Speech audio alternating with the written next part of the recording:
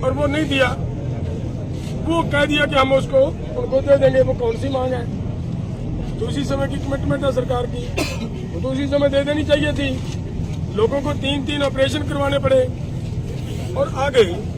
वहीं के ही जो शहीद हुए थे, एक पत्रकार भाई शहीद हुआ था, 4 किसान शहीद हुए थे, उन सबके परिवारों के अंदर एक एक नौकरी देने का भी वायदा किया गया, लेकिन उस पर बात वहीं की वहीं अटकी हुई।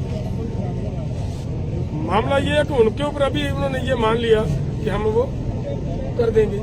इनमें से ये कह दिया कि हम आपका जो पराली का मामला हमारे पूरे देश के अंदर पैदा होता है पोल्यूशन एक्ट में, बड़ी बड़ी किसानों को जुर्माने लगाने का प्रावधान रखा गया था। उसको ये कहा था कि एग्रीकल्चर को उससे बाहर निकालेंगे। वो एक उसी समय हुआ था। बाकी कोई मांगे की जो मानी गई है उनमें से की है 4 दिन की फिर बात हुई है और कोई किसी को कोई बात नहीं। तो ये बात ये मैंने तो उस दिन भी कहा था, बैठक में कहा था मंत्री जी को कि श्रीमान जी आपने कहा है कि हम 90% मांगे मान चुके हैं। अगर 90% मांग मान चुके हैं हमारी, ये एक बार यहाँ पे आकर या प्रेस के सामने आकर वो क्लियर तो कर दो कौन कौन सी 90% मांगे। 12 टोटल मांगे हैं, वो उनमें से 8 तो वहीं के वहीं फंसी हुई हैं। तो ये हालात है, हकीकत सिचुएशन यह, मैं पूरे देश को इस बात को क्लियर करना चाह रहा हूँ। एक सवाल पहले साहब और है, उसका जवाब आप दे ना दें, लेकिन सवाल है। आपने अभी चर्चा की और मैं लगातार लखीमपुर भी देखा, यहाँ भी हूँ। ये समझौते लखीमपुर में या कहीं भी जो समझौते किए, कुछ एक लोग थे जो समझौते किए और कोई समझौता वो पूरा नहीं हुआ है। ऐसे बिना नाम लिए मैं कहूँगा वो लोग इस आंदोलन की तरफ भी निगाह लगाए हुए हैं और इस आंदोलन में भी घुसने की तैयारी है। आपका सवाल है जो अभी सवाल ये हुआ है कि उनको क्यों नहीं घुसाते। अभी आपने जवाब दे दिया, मेरे कहना मुझे कुछ कहने की जरूरत है। इसीलिए मैंने कहा था कि आप जवाब दो या ना दो आप, लेकिन ये सवाल जरूरी था, समझने वाले समझते हैं। सर ये बात कुछ रखें। बहुत बहुत धन्यवाद सभी पत्रकार बंधुओं का कि 13 तारीख से आप विपरीत परिस्थितियों के अंदर हमारे साथ डटे हुए हो। कुछ बातें हैं जो प्रेस कॉन्फ्रेंस के दौरान रह जाती हैं। मैं आपको एक बात स्पष्ट कर देना चाहता हूं कि इस देश के प्रधानमंत्री जब गुजरात के मुख्यमंत्री थे तो 2012 के अंदर खुद उन्होंने देश के किसानों के लिए MSP C2+50 की बात की डिमांड की थी और उसी बात को लेकर हम आगे बढ़ते रहे। हमें भी उम्मीद थी कि 10 साल में वो फिर से MSP C2+50 की बात करेंगे और किसानों को उनका हक दिलवाएंगे। ये बात कहीं ना कहीं छूट रही है, तो मैं पत्रकार बंधुओं से ये बात स्पष्ट कर देना चाहता हूँ कि हमने मीटिंगों के अंदर भी ये बात पूरी तरह से बोली है। अब मैं आपको हरियाणा की परिस्थितियों से अवगत कराना चाहता हूँ कि आपने देखा है कि हरियाणा के अंदर पूरे BSF CRPF लगाने के बाद, नोटिस निकालने के बाद और घरों पर छापी मारने के बाद पूरा हरियाणा के अंदर अब लहर उठ चुकी है। टटोली के अंदर एक बड़ा धरना प्रदर्शन शुरू हो चुका है, बांस टोल पर हो चुका है, ट्रैक्टर मार्च चल रहे हैं और बड़ी खाप पंचायतों के साथ साथ गांव में पंचायतें शुरू हो चुकी हैं, गांव में धरने प्रदर्शन हो चुके हैं। इतनी दमनकारी नीति और तानाशाह रवैये के बाद हरियाणा का किसान साथ खड़ा है। मगर सरकार ने, आपकी जानकारी के लिए मैं एक बता देता हूं कि जैसे हमें CRAD के बाद जो उन्होंने वो डिवाइस लगाया था, उसके बाद हमें पता चला है कि दूसरी तरफ उन्होंने पुराने जले हुए ट्रक, गाड़ियां भी खड़ी की हुई हैं और वहां से मीडिया की कहीं आवाज नहीं पहुंच रही है। तो सरकार को हम अवगत करा देना चाहते हैं और देश के किसानों को अवगत करा देना चाहते हैं कि आपके हकों की लड़ाई है और इसके लिए पूरे देश का किसान निकल रहा है सड़कों पर। उत्तर प्रदेश के अंदर किसान पंचायतें कर रहे हैं और पूरे देश का किसान आज की मीटिंग को देखने के बाद निश्चय ही वो पक्के तौर पर सड़कों पर आकर हमारे साथ डटेंगे और वो बॉर्डरों की तरफ कूच करेंगे। अगर किसी साथी का ये सवाल हो कि बात कैसे चल रही है, हमने उनको तथ्यों के साथ हम बात रखते हैं।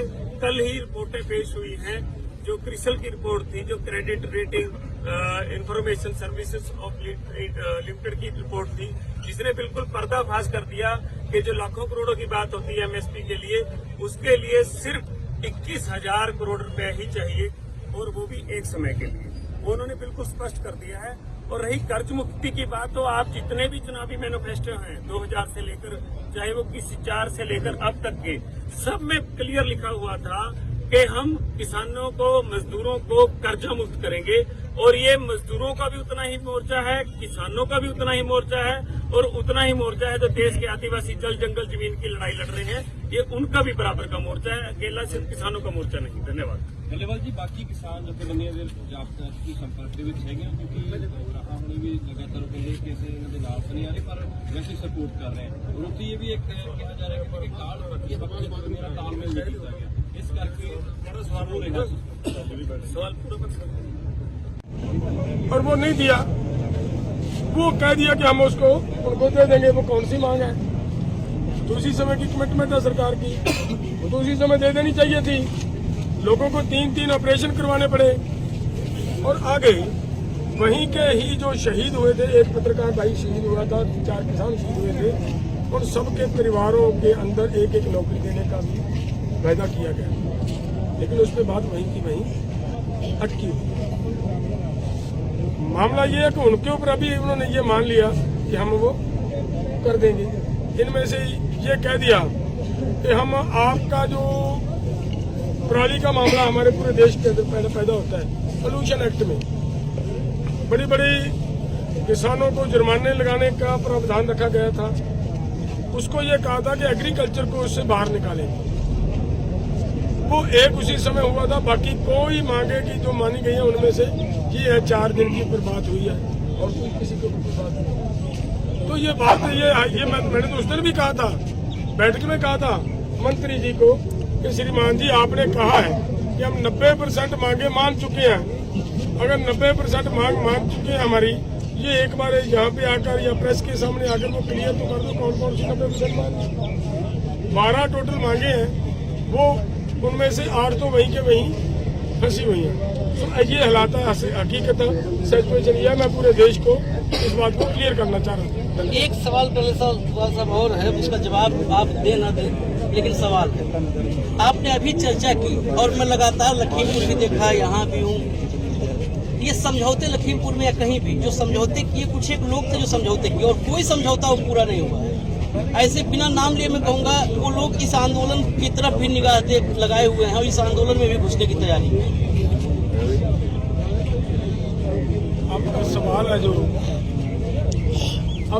अभी सवाल ये हुआ कि उनको क्यों नहीं घुसाते, अभी आपने जवाब दे दिया। मेरे कहना मुझे कुछ कहने की जरूरत नहीं, इसीलिए मैंने कहा था कि आप जवाब दो या ना दो आप, लेकिन ये सवाल जरूरी था, समझने वाले समझते हैं। ਸਰ ਇਹਨਾਂ ਦੇ ਨਾਲ ਤਾਂ ਨਹੀਂ ਆ ਰਹੇ ਪਰ ਵੈਸੇ ਸਪੋਰਟ ਕਰ ਰਹੇ ਹਾਂ। ਔਰ ਉੱਥੇ ਇਹ ਵੀ ਇੱਕ ਕਿਹਾ ਜਾ ਰਿਹਾ ਕਿ ਕਾਲ ਰੱਖੀਆਂ ਬਾਕੀ ਜਥੇਬੰਦੀਆਂ ਨਾਲ ਤਾਲਮੇਲ ਨਹੀਂ ਕੀਤਾ ਗਿਆ, ਇਸ ਕਰਕੇ ਬੜਾ ਸਵਾਲ ਹੋ ਰਿਹਾ।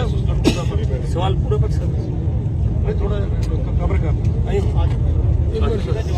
अजे आदमी असी चेंज करके दूजे आदमी बिठा के उन्होंने कुछ बात रखा के ਨਹੀਂ ਅਸੀਂ ਵੰਡਿਆ ਹੋਇਆ ਪਾਰਟ हाँ हाँ ਇਹਨਾਂ ਦੇ ਨਾਲ ਤਾਂ ਨਹੀਂ ਆ ਰਹੇ ਪਰ ਵੈਸੇ ਸਪੋਰਟ ਕਰ ਰਹੇ ਹਾਂ। ਔਰ ਉੱਥੇ ਇਹ ਵੀ ਇੱਕ ਕਿਹਾ ਜਾ ਰਿਹਾ ਕਿ ਕਾਲ ਰੱਖੀਆਂ ਬਾਕੀ ਜਥੇਬੰਦੀਆਂ ਨਾਲ ਤਾਲਮੇਲ ਨਹੀਂ ਕੀਤਾ ਗਿਆ, ਇਸ ਕਰਕੇ ਬੜਾ ਸਵਾਲ ਹੋ ਰਿਹਾ। सवाल पूरा कर सकते ਥੋੜਾ ਕਵਰ